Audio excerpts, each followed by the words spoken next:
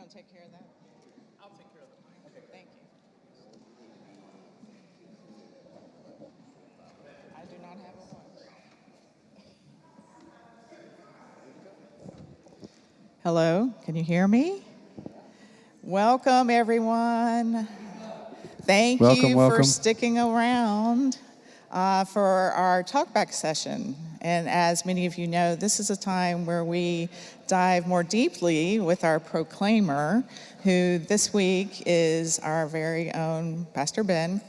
And we're going to dive into a subject, of course, it was a lively, I think, service as well as a sermon, and looking at this terrible plight of gun violence. So I have a couple questions, and then I'm going to open it up. You can either, and welcome to those online too, by the way, and you can either write down your question on a card and someone will pick it up. Jason, I think, is going to be circulating. Or you can raise your hand if you have a question and he'll come with the mic. And if you're online, let me get this address. You can send your questions to talkback@myersparkbaptistchurch.org, and someone will answer those questions afterwards. Okay, so I must say that I was curious how you were going to move from Hannah to gun violence, because I knew that was our scripture for today, 1 Samuel 2, 1 through 10. Talk to us first, just kind of the process you went through in connecting those dots. Thank you. I didn't know where it was going to go either, to be quite frank. That's how sermons come together sometimes. I was really focusing on the book of Samuel, which is lectionary for this time frame. And as you know, the last 2 weeks I've preached from 1 Samuel 8, 1 Samuel 15, and 16. And so I've been preaching through Samuel, and then when I realized that gun violence awareness Sunday was going to land on this Sunday, I went back and pulled 1 Samuel 2, this prayer, this song from Hannah, because of the line in it that says, break the bows, God will break the bows, and the feeble will gird on strength. And that language and that imagery of breaking the bows, it happens throughout Scripture, of God breaking the instruments of war so that the feeble can gird on strength and live and have a future. And Hannah proclaims that as a part of her vision and her song of praise to God. So I was really going to focus on the breaking of the bows part and talk about breaking down our guns. And there's even some movements out there that take guns and put them in a forge and actually create instruments of gardening tools and things out of gun parts. And there's a group based in Asheville that has been asking to come down to the church and put a forge up and have us collect guns and stuff like that and make garden tools. So there's like all this stuff. That's where I was going to go. This week as I was preparing, though, I was thinking a lot about Hannah's choice of giving Samuel up to the service at the temple as a prophet and judge, and how that act connects to other forms of sacrifice in the Bible. And then I was just reading all these articles about sacrificing our children and the language of sacrifice, and that's how this sermon about sort of our love of this form of freedom, this masquerade of freedom, is leading us to worship at the altar of the gun and sacrifice our children on that very altar. And all that kind of came from news articles and looking at Hannah's great act of love and devotion, and comparing Hannah with Abraham. So I felt like that was needed, and thinking a little bit about the language of sacrifice and what sacrifice means, and how, it came to my mind as I was writing, how all over the Bible, again and again through the prophetic literature, God says, stop it with the sacrifice. It's really what I want is justice and mercy. You keep trying to give me grain offerings, and really what I want from you is a broken and contrite heart and works of justice and mercy and love. And I'm trying to get you to see that, and you keep bringing me grain offerings, and you keep bringing me sacrifices, and really all I want is justice and mercy and love. And it happens over and over and over again. And so I tried to kind of weave that through, and as I was writing, I started texting and calling friends of mine who are preachers, and I said, does anybody have a story of hope about gun violence? None of them had a story of hope on gun violence to share. So I tried to figure out a way to lead us toward hope by thinking through what Hannah models for us in her life, and trying to find our way to be people who work to sanctify our children instead of sacrifice our children, and be people of peace and justice and love in the world. So that's kind of how the sermon came together. Well, one of the things about the Old Testament, of course, is that they didn't have guns. And last week, speaking of through lines, last week in the talkback, you brought up the whole history of most of our heritage here is European, and how the Europeans perfected methods of killing. And so bringing that into America as Europeans, and then we know that our guns were then became very attractive to Native Americans. I have a question here that I think is related to the one that I was going to ask, and that is, given our, some would say, love of guns in this country, and our history of using weapons of some sort, if not guns, to settle, disputes or to solve our problems, how would you advise us, speaking of hope, how do we get beyond that? How do we get over that love? And as one person gave me this card, says, how do I get out all my anger about our country without a gun? Yeah. Ooh, good question. Well, first thing is I hope that you won't have access to one if you're that angry. That's the first thing.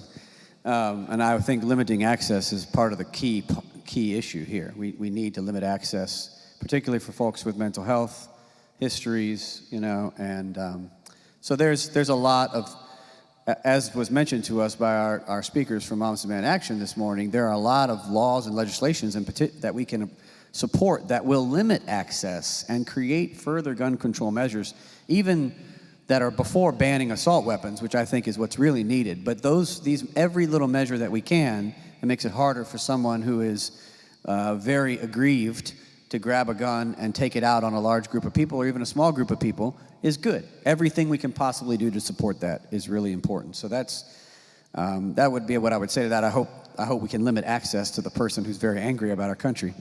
And I would say, I don't think our love of guns and gun proliferation in America is a distinct issue separate from all the other issues that we have.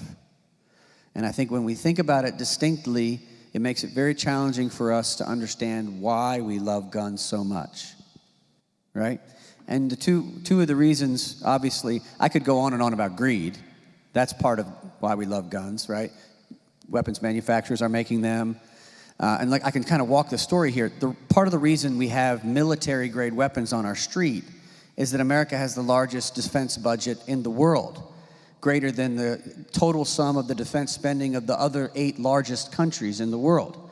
And you can't keep a military-industrial complex like that rolling without some things that you're producing ending up in the hands of average, ordinary citizens. It's just sort of the way things work, right? We make weapons, we sell them here, we sell them there, we sell them there. When the well dries up of where we're trying to sell the weapons that America has produced, who do we sell them to? Average Americans, right? So you think about the gun manufacturers that are making weapons for war, right? I carried an M16 when I was in the Army, right? People making M16s now make a different weapon that are also being sold to average citizens. So our passion for defense, our overspending on the defense budget, our military-industrial complex, as Eisenhower called it, has come back to bounce into American life. Because we're making too many weapons, we're spending too much on defense, and all the weapons that we're spending on defense, you know who buys them other than other countries and our own military? Police departments, sheriff's offices.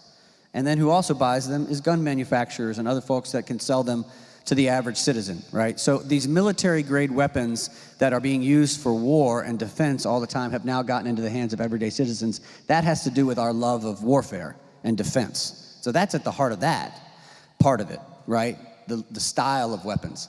But the other part of it that we don't talk about, that I have to say I'm indebted to Roxanne Dunbar Ortiz, an indigenous writer who wrote the People's Indigenous History of America, and is incredible. She wrote a book called Loaded, which looks at the history of the Second Amendment and goes all the way back to the founding documents and the early writings before the Constitution to see what we meant by the word militia. And what we meant by the word militia was, this is probably not going to surprise some of you, but two things: slave patrols and local guards that could be used to remove indigenous people as they moved out west. Which means that our love of guns and the Second Amendment itself is rooted in the history of white supremacy and slavery and indigenous removal. We built the Second Amendment around the idea that white Europeans should be able to carry guns to do two things: take runaway slaves back to the plantation, right? And two, to kill indigenous people who were fighting to protect their lands from frontier settler colonialism. That's what a militia means. Don't let anybody tell you otherwise. It was not so that we could defend ourselves against King George again.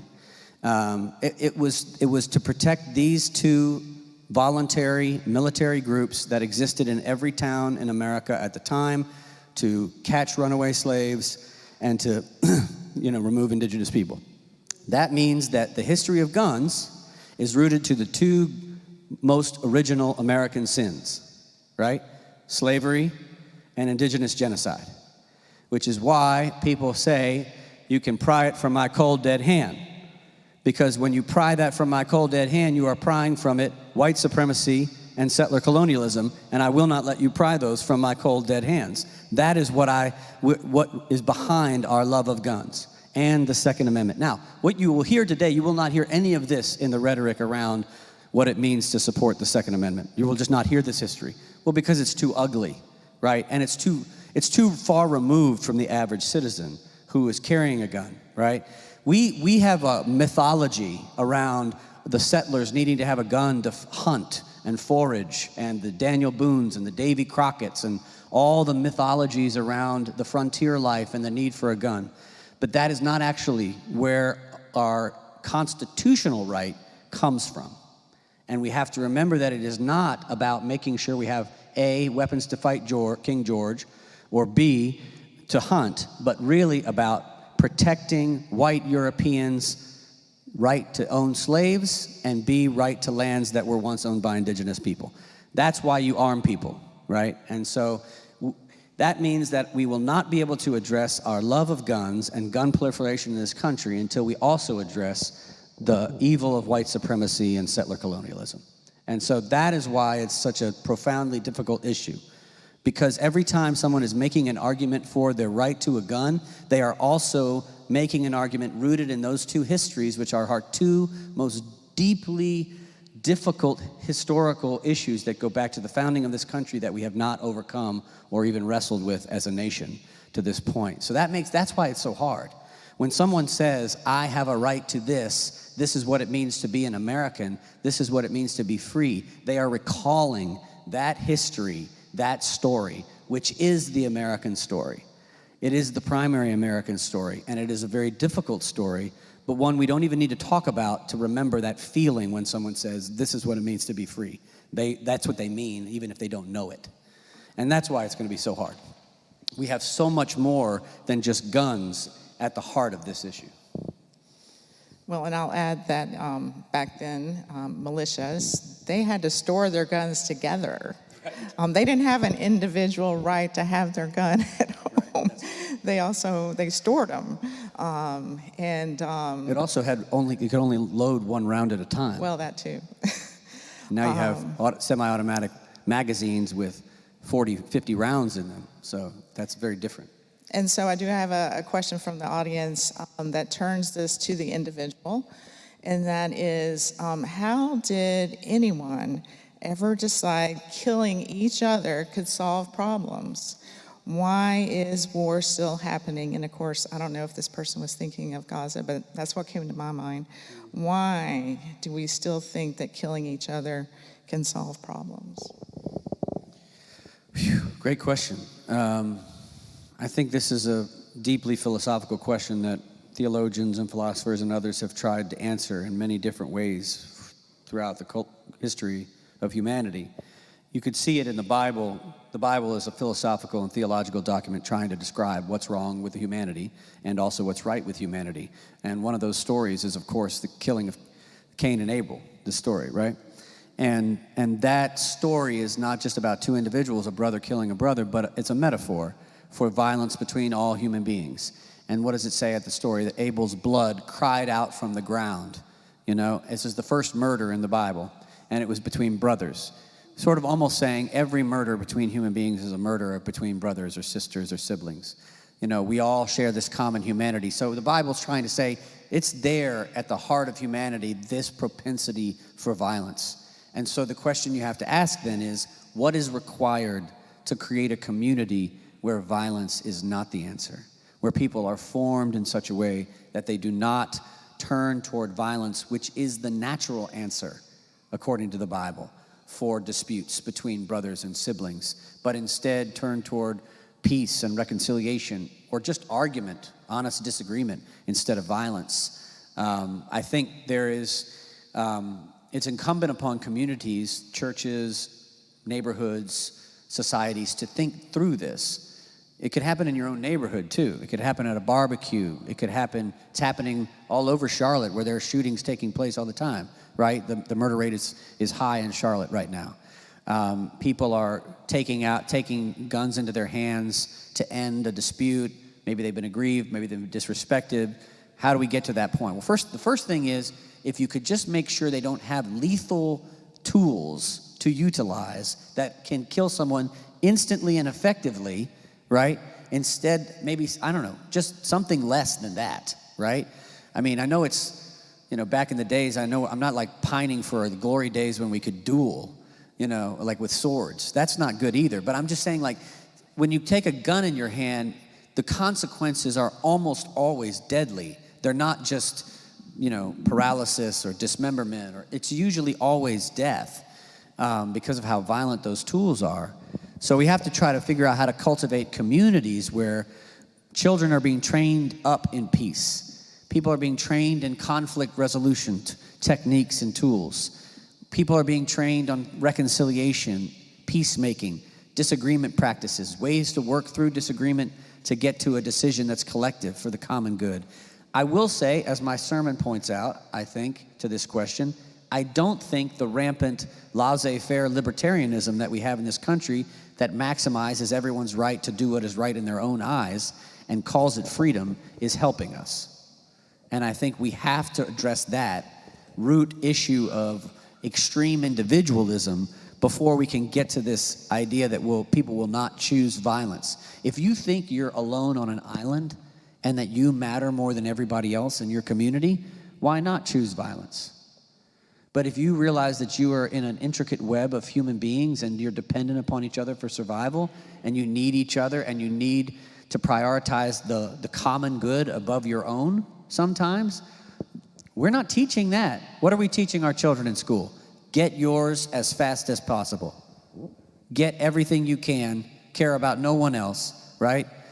Get yours, right? Get yours, go to the great college, get all the money, get the right job, build up just your family for you and yours, your tiny little in circle. Don't worry about the common good. Who else is going to cultivate a desire and a love of the common good for all people other than a church? I don't know what other institution's doing that right now. I think we've got to take back a responsibility that that's a priority task for us with our children and our youth and our adults as we do that. This is a related question. Sadly, many children killed by guns are killed by other children who have easy access to cheap handguns. Can you say more about violence prevention programs aimed at youth here in Charlotte and our church's support of them? And that might also extend to, you know, our churches. What should our church be doing about this? Well, I think we asked the folks from Moms Demand Action to be here today because we're invited. That's an invitation. We don't let organizations come and speak and worship unless we support them. So we hope that you will consider finding your way to participate in what Moms Demand Action is doing. We have actually a long relationship with Moms as a church going back 6, 8, 10 years now. We've been connected with them for a long time, and the work that they're doing, I would just strongly encourage folks to go to some of these meetings that they're having that they told you about today. Get aware of the issues here in the city of Charlotte, in the county, in the state of North Carolina that they are working on. Try to find a way that you can do something, with them on this. I think there are a host of issues here, about, registration. I mean, there's all sorts of different pieces, right? Like making sure that, there are bans on people getting weapons, who have mental health, right?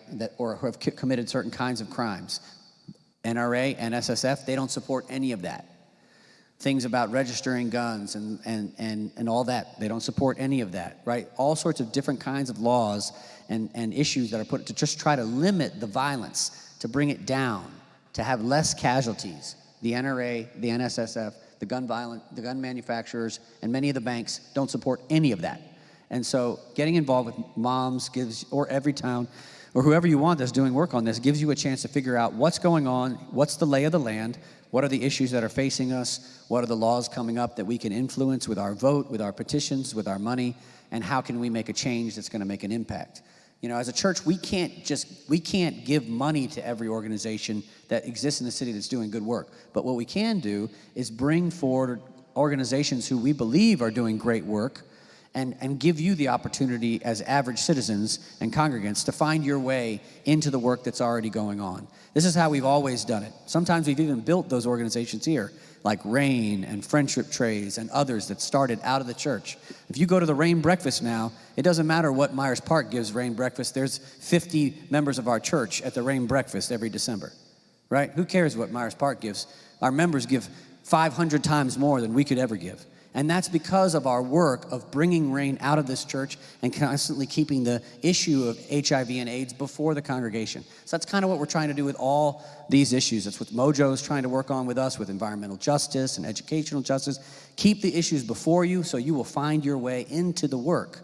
Find your way to partner with what we're trying to already do. So when you hear us going on about gun violence or somebody speaking on environmental justice or education justice, it's us trying to help you understand the issues that are at play in our country right now, in our city, and find your way into the movement in one way or another. And everybody has a role to play. It doesn't always have to be money. It's not always time.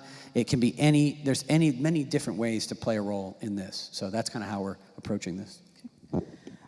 This question, I think, kind of goes to Hope. Okay. And that is, given the fact that our U.S. Supreme Court has interpreted the Second Amendment as it has to a personal right to at least have a gun in your home to defend yourself, and they might be, as we understand this court might go further, how realistic is it to advocate for a reduction in personal firearms? I wouldn't waste my time there. I mean, there's some things that you can do on that I think are worthwhile doing. Like I said, anything that limits access, good, in my opinion, period. Especially to people who are violent criminals or folks who have mental health. Anything we can do to limit access, good. Because you can kill a lot of people with a handgun too, especially handguns now that have many, many rounds in them and can fire very, very quickly. So that's my thing. However, I will say this. I don't know much. I'm not a constitutional lawyer, so I'm not going to weigh in on the Supreme Court, though they have lots of problems right now, and I'm not sure they should be trusted. But my feeling on this is go after assault rifles and automatic weapons. That is the primary for me. That's why I brought up the assault weapons ban for 10 years, from 1994 to 2004. This is the primary time when we had the reduction in gun violence deaths in our country. You can go look at the statistics, look it up anywhere online. You can see the reduction. I gave some of the stats in my sermon today. Well, it had a sunset clause on it because they couldn't get it passed without it. And that sunset clause meant that it expired in 2004. Well, in 2004, legislators could not find a way to extend it. And so as soon as the assault weapons ban was gone in 2004, from the last 20 years, things have gone up so rapidly that In 2004, there were like 29,000 people killed with guns in America in the year 2004. Guess how many were killed in 2021? 49,000. That's a 20,000 increase over a 20-year period of time. But that's just me taking the bottom year and the top year in 20 years. Imagine the increase year over year for 20 years. That's how many lives were lost to gun violence that could have been spared with good legislation. So I really think the focus, if you're thinking about this from the terms of sacrificing children or school shootings, the focus really needs to be on another assault weapons ban. I don't know if that's politically possible right now. I'm not a political expert on this topic. Yes? Wait a second, here's the mic. Yeah. That's okay. I just yell out. There is some legislation right now. So it was filed this past year in the Senate. It's called Go Safe, and I'm not an expert on it, but the GO stands for gas operated. So it's a specific type. It retains the right for people to own guns that they would use for personal safety and hunting, but these guns that fire, high rounds of ammunition, it would ban them. It is essentially an assault weapon ban. So it was filed in the Senate last year by some senators out west, actually. And then Lucy McBath, who's a survivor mother who serves out of Georgia, she filed it in the House this week. So that could be. I mean, and every town is calling for that. They are calling. It's only been in the last year that every town even called for an assault weapons ban, but we are now, and they're very strong and interested and think that it's a unique approach and it could be doable. I guess I'll just say that. We have hope with it. Amazing, thank you. Support Go Safe. Karen? Hi, I just want to say a couple things, and it's sort of a question, but I just came back from traveling, and I was fortunate enough to go to Italy, and I realized when I was waiting with thousands of other people to get into to the Pantheon, and honestly, I started getting more and more and more claustrophobic because there were more and more and more people around me, and I couldn't move, and then I thought, what went through my head was, okay, well, I'm all right. I'm not in the United States. These people don't have concealed carry law. I mean, how bad is that? So I think that that's another piece that we can work on a state level is how ridiculous is it that you have to literally put out of your mind when you go to the grocery store, when you go to the mall, when you go anywhere that there are groups of people. I mean, I physically, after they passed that law, had to work on not thinking about that because that instills fear in everyone. And the other comment I wanted to make goes back to what you were saying about the origins of the Second Amendment. And I'm not disagreeing with you, but I also feel there's a huge percentage of people that aren't fortunate enough to be able to travel other places, that live a different way than we live, and somehow they think it's normal to have all these guns. And if you do go to other countries, people will ask you now, how can you live somewhere where you have concealed carry? Why does everybody want to have a gun? They don't. And it goes back to fear, and that's what I think they prey on. But I just think we need to also think, and that's a wonderful suggestion that you brought up, we need to work on our state really, really hard soon, because there's a possibility we might be able to get rid of the supermajority this fall if we get enough people out. But the concealed carry law is beyond the pale. I don't even understand why anybody would want to pass that law. Well, and that underlines the point, vote. I think it's a great point. There's a lot of fear and concern for security.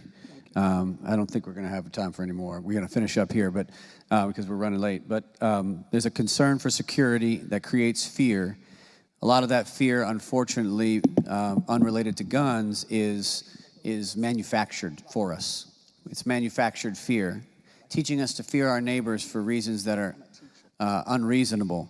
Again, some of our deepest fears have to do with race, right? And the loss of land and money. And so the idea that somehow this is not all tied together, right? It's still all tied together, but we have to reckon with these questions about security and fear and what is it doing to us. But we are the only major nation that has anything like this. No one's even close to us with the amount of guns, the kind of guns. There's no one even close to us. It is completely ridiculous and is a very American problem. So, unfortunately, Sandra, I'll come to you right after this, but we've got to end there. Yeah, I'm sorry, we're out of time. Is that still working? Yeah. So thank you again for coming, and thank you, Pastor Ben, for inspiring us and having this wonderful discussion. Thank you, Cindy. Thank you so much. Thank you all.